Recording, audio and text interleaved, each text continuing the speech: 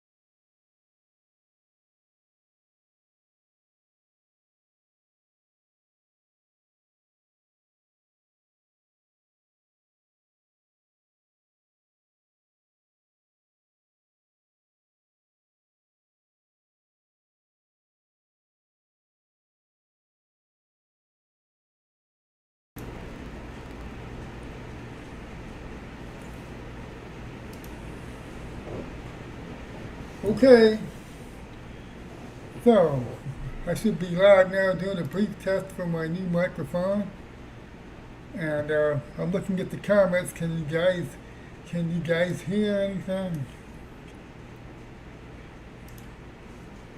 Testing 1 2 3. Testing 1 2 3.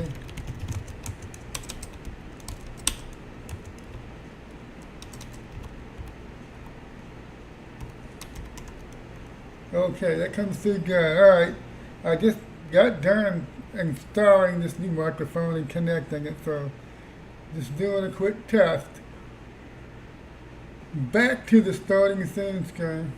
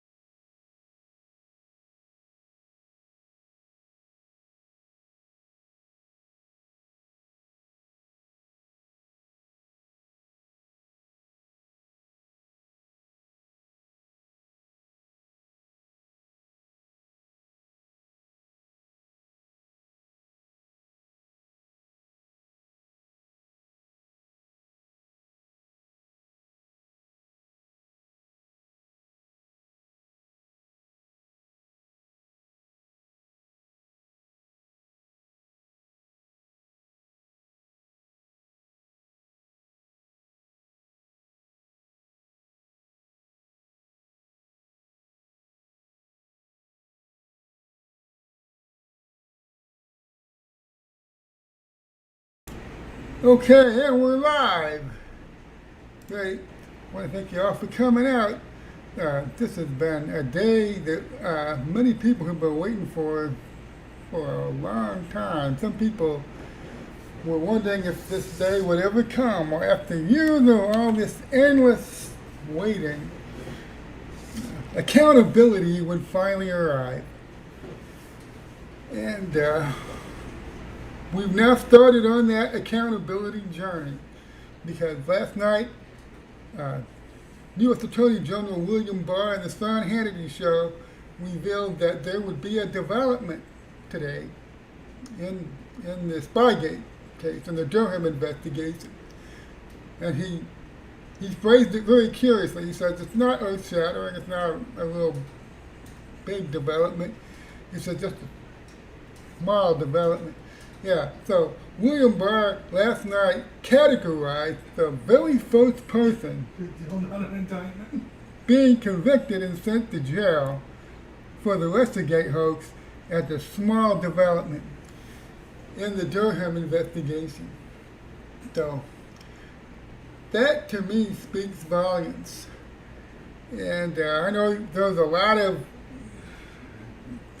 fear and hysteria out there about this latest development because I know a lot of people are excited, and there's another group of people trying to downplay this to say this doesn't really mean anything. Same people that have been moving the goalposts for 3 years now. Nothing's gonna happen, nothing's happening, and now we'll see the goalposts move to, well, okay, so they handed a deal to this low-hanging fruit guy, this patsy, this fall guy, so nothing will happen beyond that. Well, I want to go a little bit into who Kevin Clinesmith is and what exactly he did.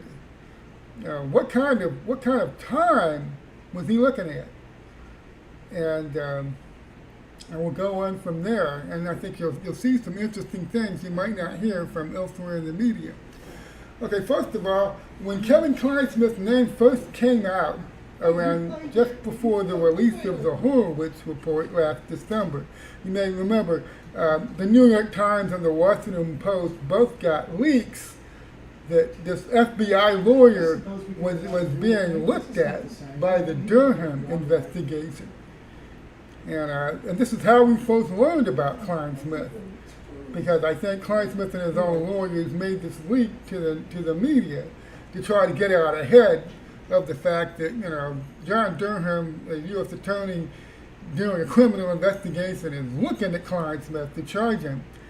And it came out at that time that Clinesmith had supposedly altered documentation that was used to obtain the surveillance warrant on Carter Page. And you need to remember that this warrant on Carter Page is not just on Carter Page, it's on the entire Trump campaign. They're able to use these warrants to retroactively go through all of Carter Page's electronic communications, emails, phone calls, text messages, all of that. And anybody in the Trump campaign that he ever interacted with, and they're allowed to do 2 hops from each communication that Carter Page made. So basically, they were surveilling the entire Trump campaign. As we've known for some time now, this whole thing is based on a fraud. There never was any evidence that anybody in the Trump campaign was working with the Russians. That was all a massive hoax. So let's take a look at who Kevin Clinesmith is. He's on the bottom. Okay, let me put the highlight up there. He's the one with the red box around him right there. And when these reports came out in December of last year, the DNC news media complex made it a habit. They made it a point to repeatedly refer to Clinesmith as a low-level FBI flunky, a functionary, like he was nobody, and that's not accurate. That's not true. This was the guy, he had the main case agent that's handling the case And then you have the lawyer who's doing all the due diligence and supposed to be doing all the paperwork. That's not some low-level secretary, staff person on the bottom there. No, Clinesmith is the main lawyer, the FBI lawyer involved in this case. He's not nobody.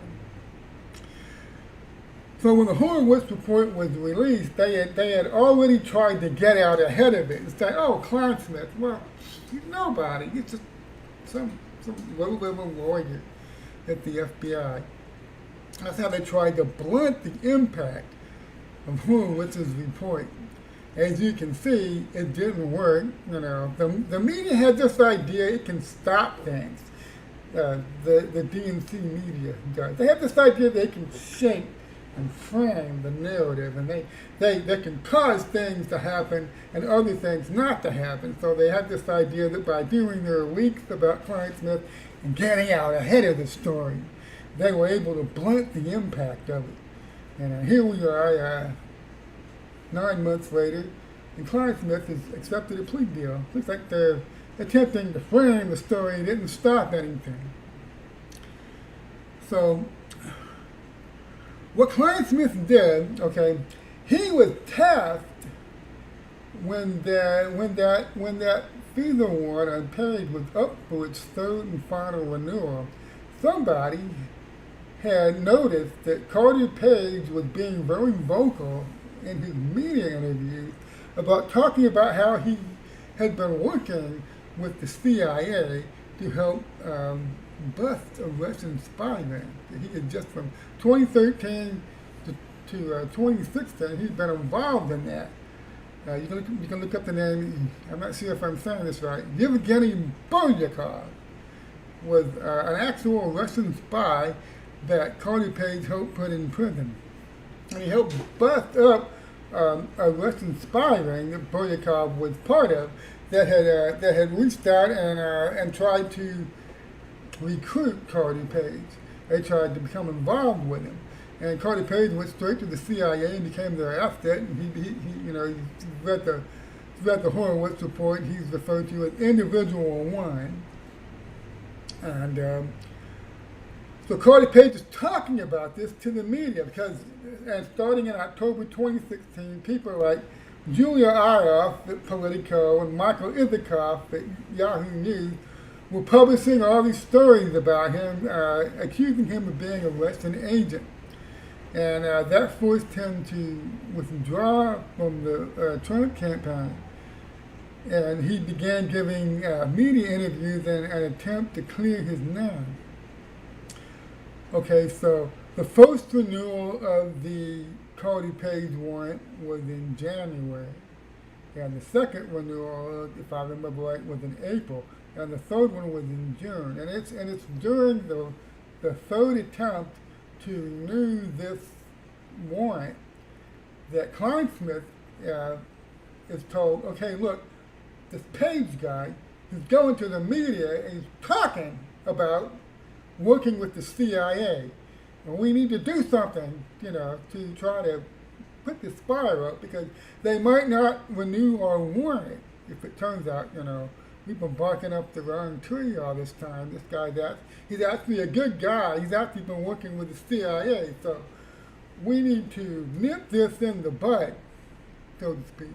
So we need to find a way to finesse this and get around this. The fact that he's talking about being a CIA asset. I mean, how can he be a Russian agent if he's working with the CIA to bust up a Russian spy ring, which he just got done doing, okay? So Clinesmith goes, okay, yeah, I'll handle it. So he reaches out to the CIA liaison, and the CIA guy sends him back an email. Well, yes, in fact. And they use a lot of terminology. If you read the actual indictment, it can be kind of hard to decipher some of the terminology there, but basically the CIA tells him, yeah, he's our guy, he's our asset. He helped us, and he communicated to us all of his contacts with Russian intelligence officers. And so basically he's a good guy. So the CIA tells Kevin Clinesmith, yeah, he's our source. Carter Page, yeah, that's our guy. So Clinesmith goes, that's not really helpful. No, I think I'll do. I think I'll just add a couple words to this email. I'll kind of clarify what they're trying to communicate. And so he ends up adding the words. He ends up adding like 6 words. That doesn't sound like a lot, but it changes the entire meaning of the email. From the CIA saying, yes, Carter Page is our asset, to, why no, this guy's never been a source for us. We don't know where he's getting that. Where he's getting this stuff he's saying in these interviews. Basically, he's just making it all up, I guess. So Clinesmith changes that email from the CIA to say the exact opposite of what it actually said. And he left the paper trail. That's just the thing I keep talking about with these Spygate people. Early on, people were talking like these guys were Machiavellian, they're really smart. Comey and McCabe, well, they got all the bases covered. They really know what they're doing. Okay, look, I learned early on, actually looking at the evidence, that these people are dumbasses. Okay, they never expected to get caught. The reason they're leaving the paper trails, they never expect any of this to come up. They never expect any of it to come back to haunt them. Like people like to say, they thought there was no way she can lose. It's just an insurance policy. But Trump's not supposed to win. There's no way she can lose. So they left a paper trail a mile wide. And by the time Clinesmith is doing this, think about how much these people have invested in this by now. June of 2017. Mueller's already started. Comey's been fired. McCabe's under the gun. So all this stuff has come out. The still dossiers come out, and it's being picked over. But they're heavily invested in this. They need Mueller to work. Mueller's a shot. At that time, they were putting all their eggs in the Mueller basket. That this is how they were going to get Trump impeached. This is how they were going to get him out of office quickly. They were going to tie him to a Russian scandal. So, June of 2017, the warrant is up for its last renewal.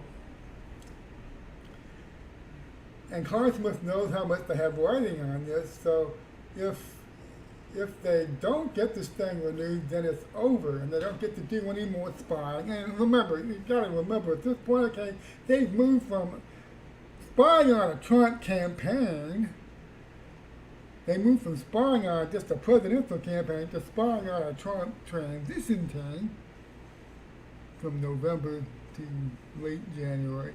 And then they segued into spying on a Trump administration in the White House from January to June, when this thing is up for its last renewal. And they want to keep it going. Trump is in office. I tell people, a lot of people don't seem to grasp this. They're spying on Trump from January to September. Remember, because this third renewal happened. It happened chiefly because Clinesmith helps finesse this problem with the CIA by altering this email. Okay, it continues on into the Trump administration from late January to September 2017. They're spying on Trump. They're spying on, who were the key members of the Trump campaign that assumed top offices starting in January? Well, you have Donald Trump, of course. You have Jeff Sessions, the Attorney General. You have Mike Pompeo at the CIA. Of course, Mike Flynn. You have all these people that were involved in the campaign have now assumed offices, and they're all being spied on. They're all being spied on until September. All their communications are being snapped up, and they Crossfire Hurricane people. Now, starting in late May, the Crossfire Hurricane people of the FBI begin working in conjunction with the Mueller Special Counsel. They begin coordinating together, working together, seeking harmony together. It's beautiful, man. And Kevin Clinesmith, right in the middle of all this, late June, so he's doing his part to keep this massive hoax going. He's doing his part. Yeah, okay, simple. I just alter the CIA email, and we keep the spying going on the Trump administration for another 3 months. And sooner or later, we're gonna find that magic bullet. We're gonna catch something we can use to take these guys out with. See, this is what they were hoping. See, because you gotta understand this. From the time they got the warrant approved, from the time they got the warrant approved in October 2016, all the way to September 2017. They're reading all these emails, scouring all these text messages, intercepting and transcribing all these phone calls, getting phone call intercepts and transcripts, and they're desperately looking for that silver bullet that's going to make this all worthwhile, because it's going to get Trump.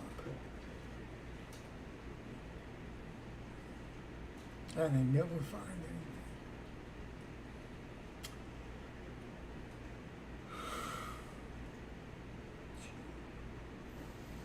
Almost a year they're spying on you guys, and they can't find anything.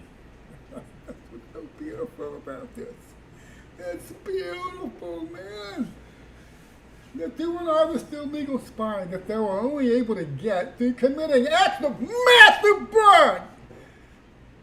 And they can't find anything, and it's not fair. Now it's September. No, we can't go for a fourth renewal. We can't do it. And so it dies. And they're like, okay, so now all their hopes are literally in the Mueller basket. In the Mueller's got to deliver now. Because all that spying turned up nothing.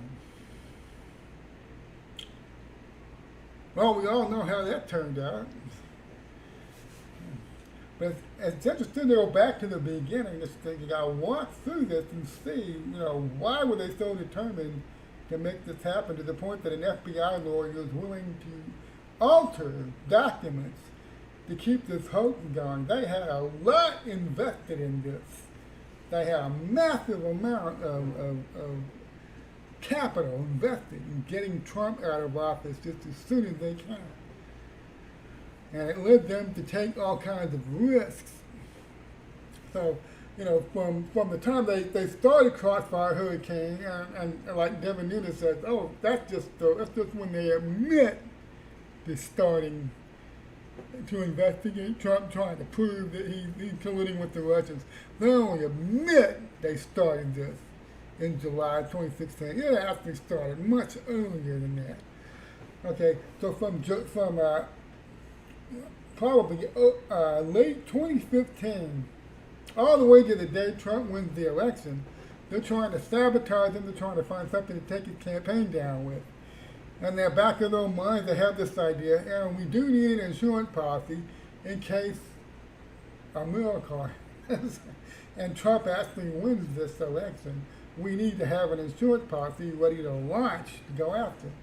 And they decided that faking Trump being a Russian agent or being compromised by the Russians was going to be their insurance policy. So they're forced to go with the insurance policy, but they never really thought she was going to lose. That's why Durham, I'm sure he had to do some real hard digging and investigating in some areas of this. But as you've seen for going on 3 years now, a lot of the evidence is already public. We've already seen the documentary evidence. We've seen it. They left the paper trail behind them, and it's obvious. A lot of what they did is obvious. We just found out last week, just a couple of days ago, how determined these Spygate plotters were to keep this hoax going. Because we now know not only were the FBI officials involved in this plot, deliberately lying to the FISA court and hiding exculpatory evidence from the FISA court, they also went to the U.S. Congress and they briefed the Senate Intelligence Committee, and they deliberately lied to the Senate Intelligence Committee. That's what my latest column at the Epoch Times is going to be about, which I submitted yesterday. Hopefully it goes up sometime this weekend. But they were so determined to keep this hoax going that they went in there and they eyes wide open, they told the senators on the Senate Intel Committee something that was not true. Because as we all know from reading the Horowitz report last December, Steele's main source disavowed to the FBI. I mean, when they finally got around to interviewing Igor Danchenko, he said, look, man, this was chat over drinks in a bar, all right? I'm shocked. He turned this into high-level, intelligence from a key Russian source. That's not what this was. He disavowed it. And the FBI knew that in January 2017. When they finally get around to going they finally get around to tracking Danchenko down and interviewing him. So when it's up for its first renewal, they've already been doing all this spying for 3 months at that point. Spying on the Trump campaign, spying on the okay, actually I have to correct something. They weren't spying legally on the Trump campaign for very long.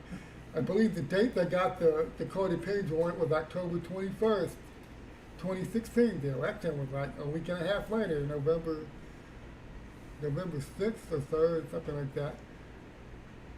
And so they actually spent most of their time spying on the Trump transition team.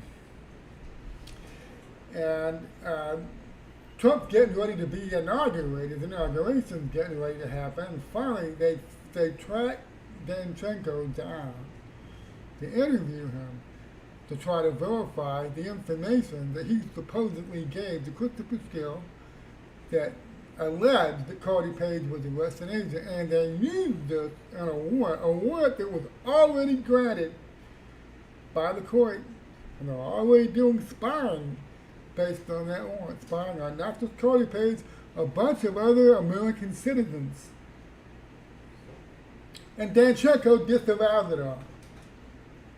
And they knew that in January 2017. Well, in February 2018, these FBI agents, I'm not sure, right now Lindsey Graham's screaming he wants to know who these briefers were. I suspect it's Trezak and Pianka again, but I can't prove it. I can't prove it. At least one of them is Trezak and Pianka. So they go to the Senate Intelligence Committee in February 2018. This is more than a year after Danchenko made his disavowal. And they deliberately lied to the Senate Intelligence Committee. Say, yes, Steele's source stands by his information that Carter Page is a Russian agent. Stand by it. That's how far they were willing to go. They were invested, man. They're invested in this hoax. In February 2018,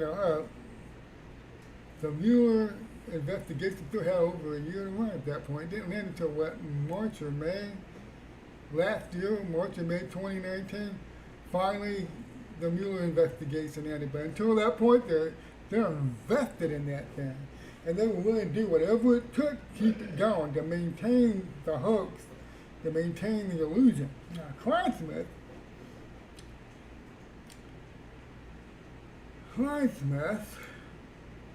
right here is the first to go because he's the one that had the most documentary evidence on where they see all these other people. Let me see. Let's see, Sally Yates right there, and Rod Rosenstein. A lot of these other people, they're able to get in front of Congress and say, well, um, I didn't know. Nobody told me. They hid things from me. I didn't see this. I wish I'd seen this. Wow, if I'd known back then what I know now, I would never have signed off on those warrants. They're all saying this, okay? This guy can't say that. Clinesmith, he can't say, oh, I didn't know what that CIA email said. I have no idea how those six or seven words got added to it. See, he can't play that game. He can't say, oh, I have no idea how that happened. So Clinesmith is the first to make a deal. And a lot of people say, well, you can make a deal without giving anything up. Well, look, this guy was looking at 5 years in prison.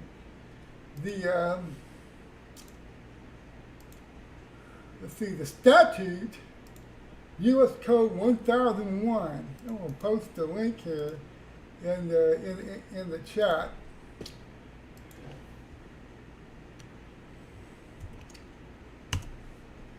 That is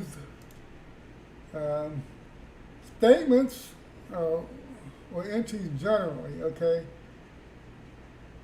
and in the indictment shown today, Durham points out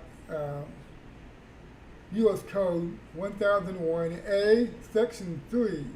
Okay, A says, except as otherwise provided in this section, whoever in any matter within the jurisdiction of the executive, legislative, or judicial branch of the government of the United States, knowingly and willfully, 3, makes or uses any false writing or document, knowing the same to contain any materially false, fictitious, or fraudulent statement or entry, shall be fined under this title in prison not more than 5 years, or if the offense involves international domestic terrorism, I'm not putting out more than 8 years, okay?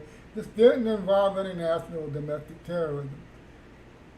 So basically, what Clinesmith is looking at is 5 years in prison, max. Okay, so we're still waiting to get some info on what exactly he got in this plea deal, because he was looking at 5 years, and I want to point out something. This was a serious thing. This was an FBI official caught faking evidence to maintain a fraud, which allowed the violation of the civil liberties, and we still don't know how many dozens of American citizens had their civil liberties violated in the Spikegate hoax. We have no idea how many members of the Trump campaign and people associated with the Trump campaign during the campaign, the transition, and the presidency, how many American citizens had their civil rights violated. We're just scratching the surface here. Well, Carter Page, obviously, but it was not just Carter Page. That was spying on a whole lot of other people. They looked at the communications of everybody in that campaign, I'm pretty sure. So this is not some low-level thing, some small crime that Clinesmith committed here. He faked evidence to ensure that a fraud could continue to be perpetrated that violated the civil rights of possibly several hundred American people. That is a betrayal of trust, betrayal of office of a high magnitude. So I'm pretty sure that if we find out that he's getting just a couple months in a club fed, he did a deal. Because otherwise, you catch a guy doing something like this, I keep borrowing Durham someone to book at this creek. That means they don't have to give you a deal. They don't have to. Look, that's the thing people need to focus on. There are other people out there right now saying, oh, they have to give him anything for him to accept the plea deal. No, they offered him a plea deal. That tells me something. They had this guy cold. They had him cold. They don't have to offer him jack. So he was looking at least 5 years in prison. So the only way he got a deal, because they had him cold and they didn't have to give him anything, the only way he got a deal is that he cooperated. Yep. So the only real question I have now is how good a deal did he get? And because how good a deal he got would be based on how good was the evidence that he handed over to them, and who he implicated, who else was he involved with. So I'll tell you right now, he was directly involved with Strutt, and he would be directly involved with James Baker, and he would be involved with Comey. Before Comey left, Comey was kept very well appraised of what was going on with this rather unusual investigation into a presidential campaign. You know, all these people try to pretend now that nobody was really paying much attention.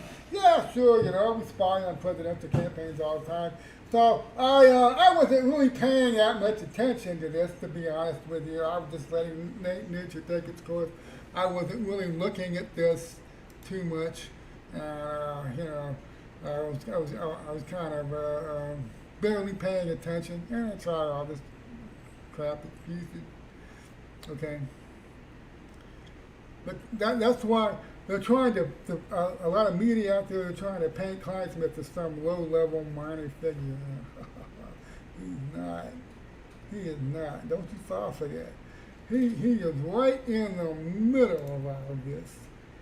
And he's not just working with these FBI and DOJ people pictured here. Okay? There's other people he's working with. He's working with the Mueller team. Yep.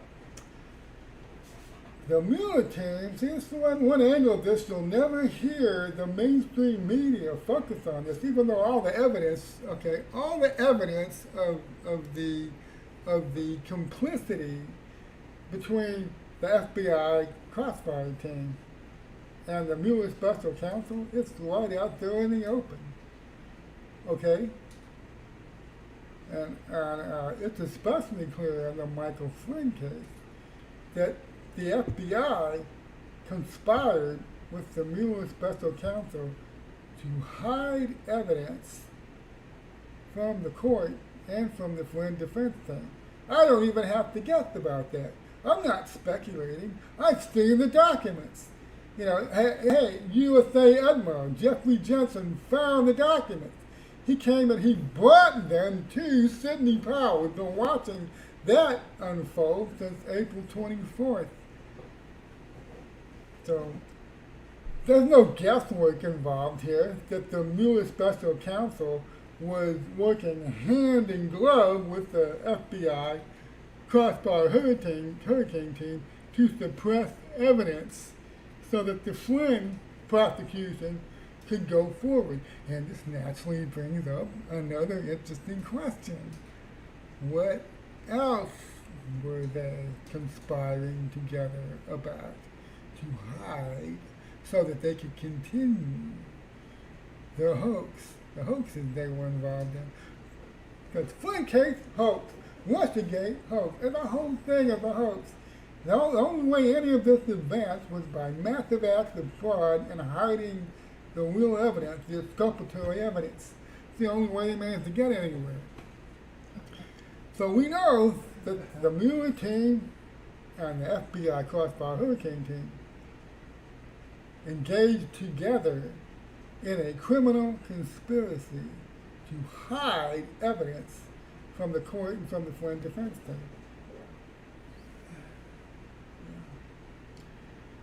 And I guarantee you, John Durham is taking a real good look at what else they were conspiring. See, this is another. See, Jeffrey Jensen's over there doing his thing. He's chiefly right now looking into the Flynn case and what the FBI and the Mueller special counsel did in the Flynn case. And you've got John Bash over there in Texas, and he's looking into the unmasking of Flynn by these top officials in the Obama administration in the last days, before they were moved out of office and replaced. They're doing all this unmasking. So John Bash is looking into that. Durham, he's been looking into another aspect of this, and that comes out today with this very first conviction that you had top FBI people to get this FISA warrant so they could spy on the Trump campaign. They're claiming that this low-level Trump advisor was a Russian agent. Well, they knew he wasn't, and indeed the FBI, toward the end of this, was trying to get their attention and say, hey, not only is that guy not a Russian agent, he's our asset. He helped us bust up a Russian spy ring, okay? So, Durham's showing you another aspect of this, that the FBI, Crossfire Hurricane Team, and the Mueller Special Counsel, there's another criminal conspiracy they engaged in. Not just the one against Flynn, there's another one they engaged in against Carter Page. Now, earlier today, Andrew Wiseman, and if you don't know who he is, okay, Andrew Wiseman is this guy. He's the third in the middle at the top from the left, right next to Jesse K. Lew. Okay? And Andrew Wiseman is already trying to spin this, trying to say, come on, there can't be any conspiracy here because Kevin Clinesmith, he made a mistake probably when he added some words to that email, but he sent the original email to other people at the DOJ. So this can't be any type of a cover-up. Let me see if I can find that. I'll link it. So Wiseman's already trying to spin this. He's trying to say, Does nothing happen? Clinesmith didn't do anything that bad. This is just people overreacting. Okay.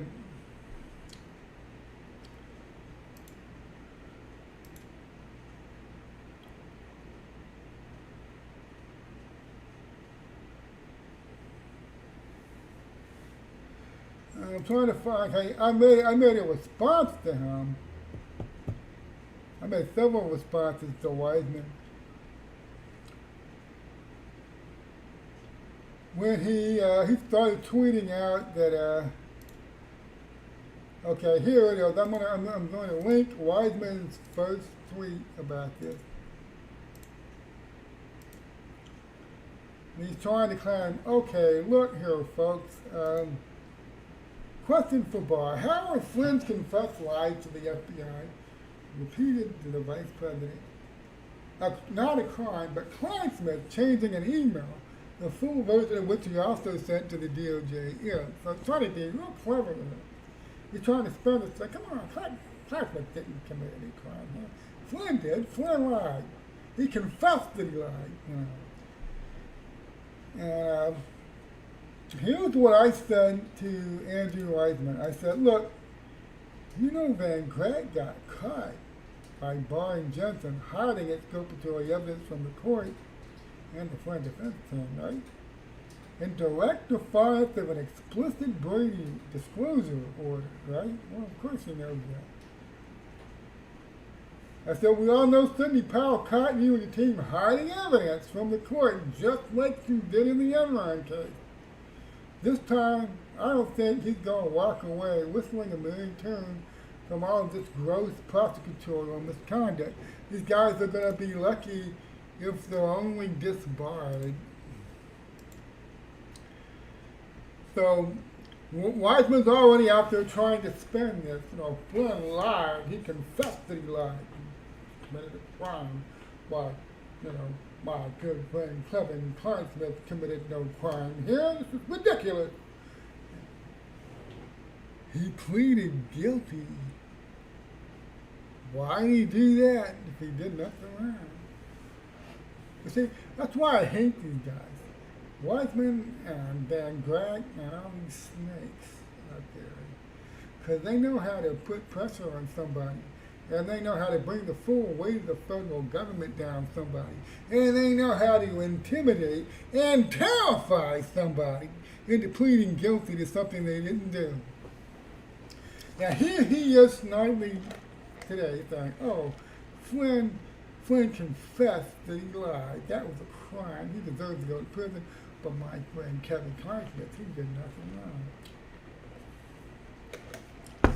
Well, he pled guilty, Andrew. He pled guilty because he was guilty. So let's go back to this. The entire Mueller team has now opened up to massive legal liability. The people you see pictured here in the middle, I can identify the top four for you. The bottom four are more like more minor Mueller team members. Okay, first you have Bob Mueller at the top left. You all know who he is. Okay, next to him is Jesse K. Lew, right here until around this February was the U.S. Attorney for the District of Columbia. She's the woman who was handling all the cases being run out of the D.C. office, most chiefly the Michael Flynn case and the Roger Stone case. Next to her is Andrew Weissman, wearing the glasses. If you've read Sidney Powell's book, License to Lie, you know all about Andrew Weissman and all the shenanigans he pulled and the Enron and the Arthur Anderson cases. And the guy next to Andrew Weissman, the last at the top row at the far right, that's Brandon Van Grack. Now, Van Grack is a name most of you will be familiar with because this is the prick he spent about, ever since Sidney Powell took over that case when General Flynn fired his previous defense attorneys.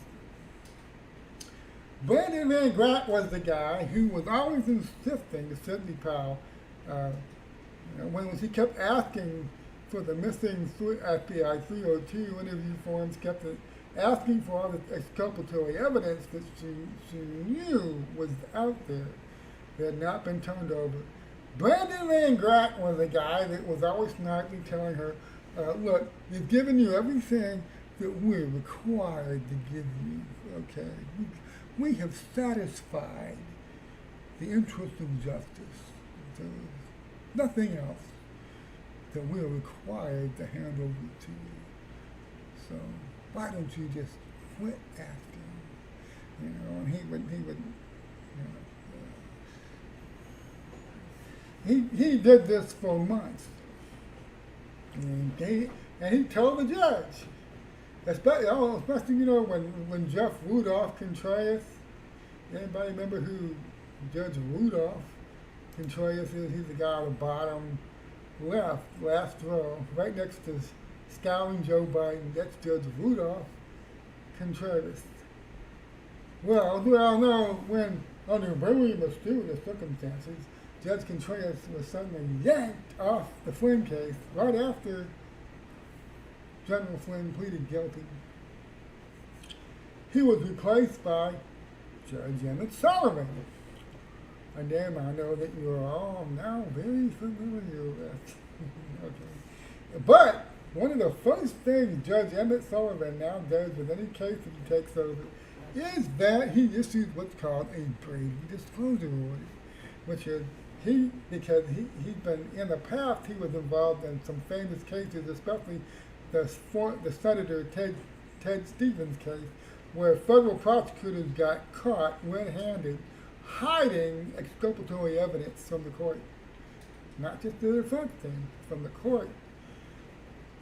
And that was a huge fiasco. That happened under Eric Holder, when Eric Holder was Attorney General. So one of the first things Judge Sullivan does when he takes over a case now is he issues a Brady disclosure order to the federal prosecutors. He said, I want you to go back and check and make absolutely sure you have handed over all exculpatory documents and evidence to the defense team. Okay, I believe that was in February of 2018. Judge Sullivan issued that Brady order. And at that time, this prick right here, this prick right here, Brandon Rangrat, top row on the right, he stands up in court and he says, Judge, we've gone back and looked. I looked very carefully, and I'm happy and proud to inform you that there is nothing we have not turned over. And I'm happy that this issue is now behind us.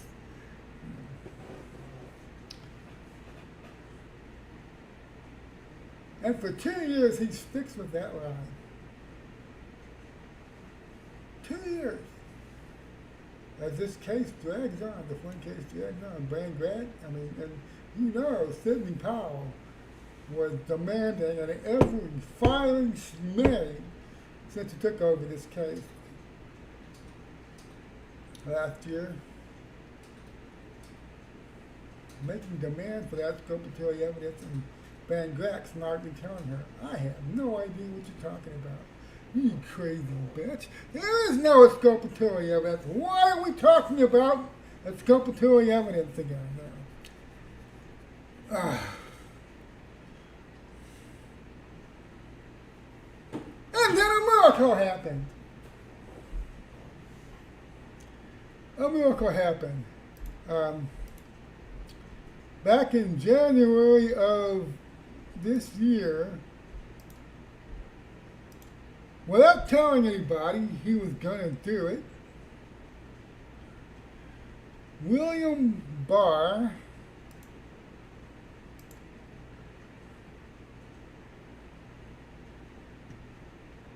tapped a U.S. attorney from Missouri named Jeffrey Johnson. He said, listen, Jeff, I'm hearing troubling things about this Flynn case. This Flynn case is really going off the rails, man. So I'm not sure I can trust the prosecutors that are running this case. So what I want you to do, Jeff, I want you to go into that D.C. U.S. Attorney's office where me and Trump just got done playing musical chairs with Jesse Kaler and we replaced her. I want you to go into this D.C. U.S. Attorney's office and I want you to review this case, the Flynn case. I want you to go digging through the files. I want you to do your real due diligence on this thing, straighten this mess out.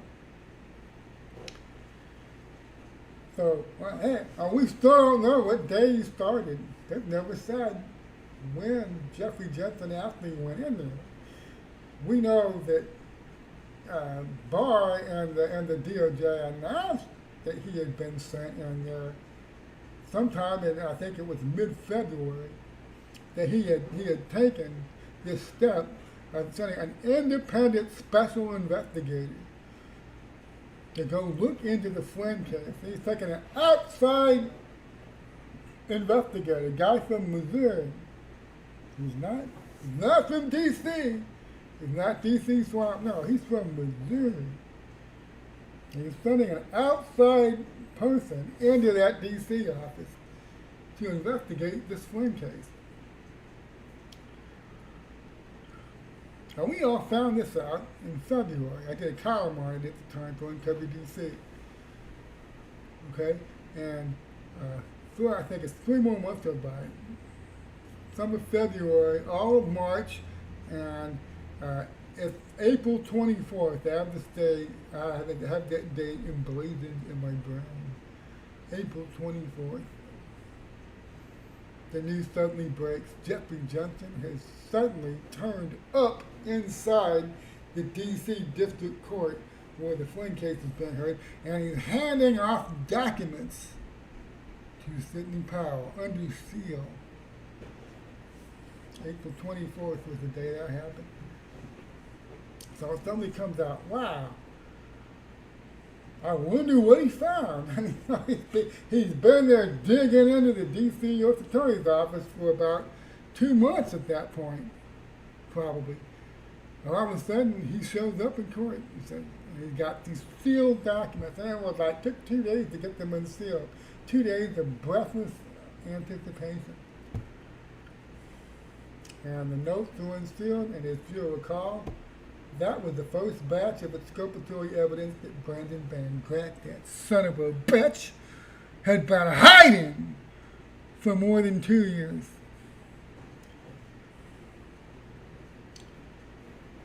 The pre-stat notes that showed what's our goal here, to entrap this guy, catch him in a lie, and get him fired.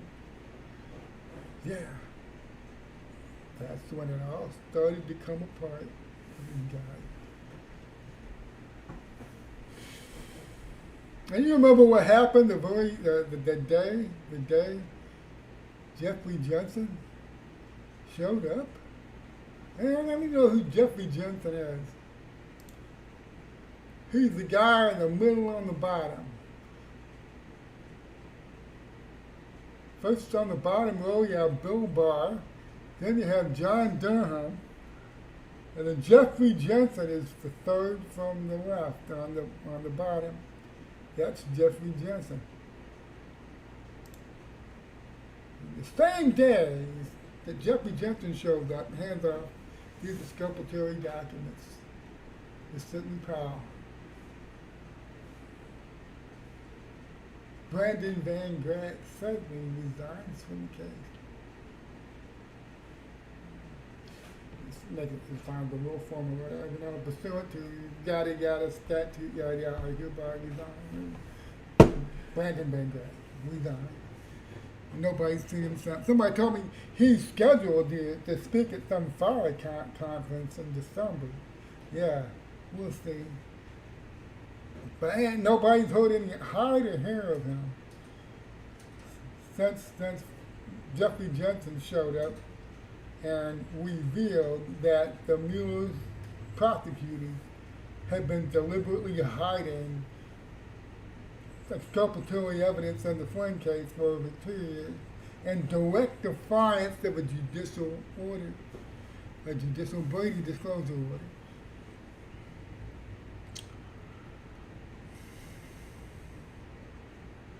So it's been clear for some time now. I know the media doesn't focus on it. The mainstream media is not going to talk about it, but it's been clear for some time now. All these Mueller people, all of them, are in deep, serious trouble.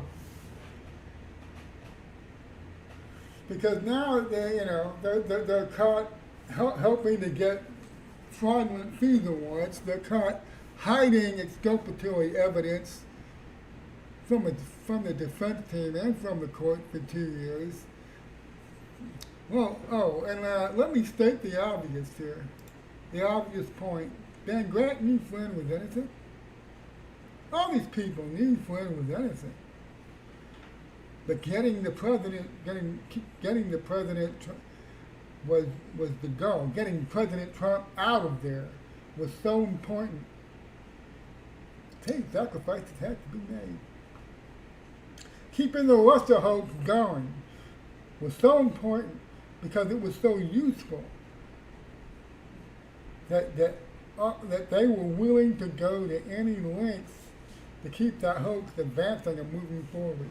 And it wasn't until Mueller went belly up at last, around March of last year, it finally dawned on them they were not going to get Trump based on the Russia hoax. And that's when it moved on to the whole Ukraine farce, the whole Ukraine impeachment farce. Once they knew that they weren't going to get Trump with Mueller, they had to come up with something else. So about April, May of last year, that's when they started putting the Ukraine gate hoax together. Trump threatened the Ukrainian president in a phone call. You better investigate Biden or else I'm cutting off the military aid. these people left the paper trail, and Durham is following the paper trail. Trump said many times they have it all. They'll show us all of it eventually. Right now, we can only see some of it, but we'll see it all eventually. I'm really looking forward to that. So Kevin Clinesmith is the first to go down today. And why? Why is he just the first? Because they're all about to find out who they've been messing with. And no, it ain't Russian agents. Trump is one of the most vindictive sons of bitches ever. And if he says they have it all, I not only believe him, I have a pretty good idea of what he's going to do with it. So I keep telling people, right now, already, we're watching a presidential campaign unfold like nothing else this country has ever seen before. And it's only going to get more amazing as the weeks go by. You may remember that Trump made a promise back on, I think it was July 17th.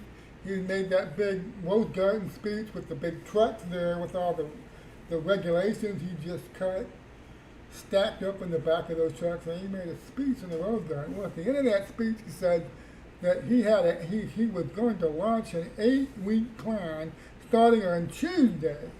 And that 8-week plan starting on Tuesday, and that Tuesday was July 21st. Let me check that again. Yeah, July 21st. Tuesday, July 21st, the clock started ticking on Trump's 8-week plan. And we're like day 24 or 25 of the 8-week plan. So it's been like 3 weeks and 4 days. And he made all kinds of extravagant promises. He said things nobody ever contemplated. Amazing things. It's going to be an exciting 8 weeks. Look at what happened just the last couple of days.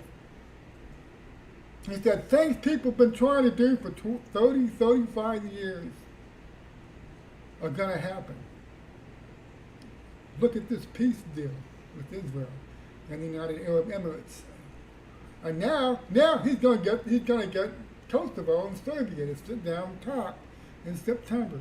And I heard there were rumors, I haven't verified this yet, that Omar and Bahrain want to follow the Emirates' lead and setting up normal relations with Israel. So it's like, we're only in week 3, and all kinds of stuff happened. And now, yes, today we got the first Durham conviction.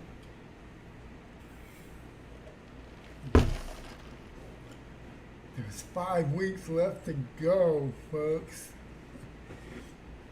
All right, we're just like in the warm-up stage here. So, make of that what you will. Trump promised an amazing 8 weeks.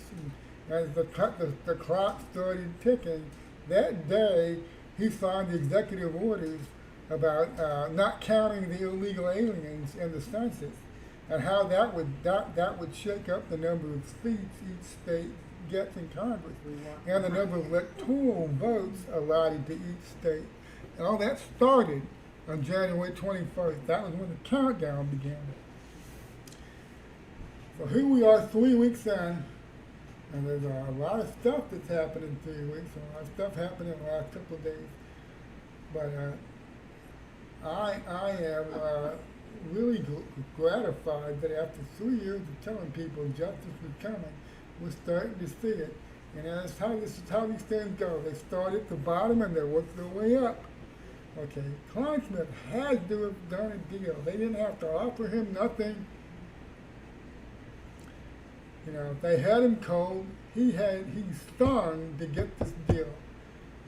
And so they're going to start with him. It could be another couple of days. It could be a week. Eventually, the next domino is going to fall. And Barr promised in that interview last night, all of this is coming out before the election. He said there will be a minor development today, nothing earth-shaking, just the first guy going to jail. Okay, and he said the rest of it will all come out before the election. So he's good with me. Okay. I do not think Bill Barr is a liar. I think he's a straight shooter. So we have a lot to look forward to. I spent a long 3 years ever since I first started covering this. I first became aware of Spygate. I started researching it a lot when Horowitz handed over that first batch of a couple 100,000 documents in December 2017. It's been a long 3-year haul. And I think by March or April of 2017, I had a very basic outline in my head of what they've done. And just watching the pieces of the puzzle get filled in ever since then. And I know it's been hard waiting for justice. It's been hard waiting for accountability.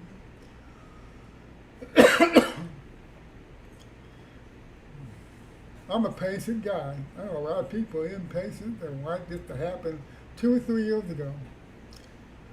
But I think there were very serious people in charge of this. They were in charge of the timing. They know what they're doing. And I'm just grateful that we're starting to see the light at the end of the tunnel. That this is just the first guy to get held accountable.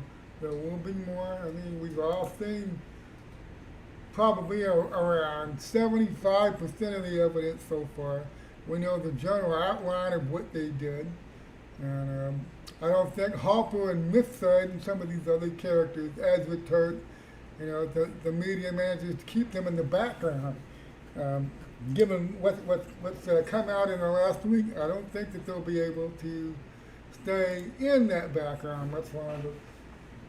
Harper especially has worked really hard to try to keep his name out of the news. He's been gloriously unsuccessful at that. And what with the Strange guy Stephen Strange going public. So there are a lot of developments to come. Pienka is coming, I'm sure. We now know that he gave a fake defensive briefing to Trump and General Flynn and Chris Christie. Okay, they managed for a long time to keep his name redacted and out of the news.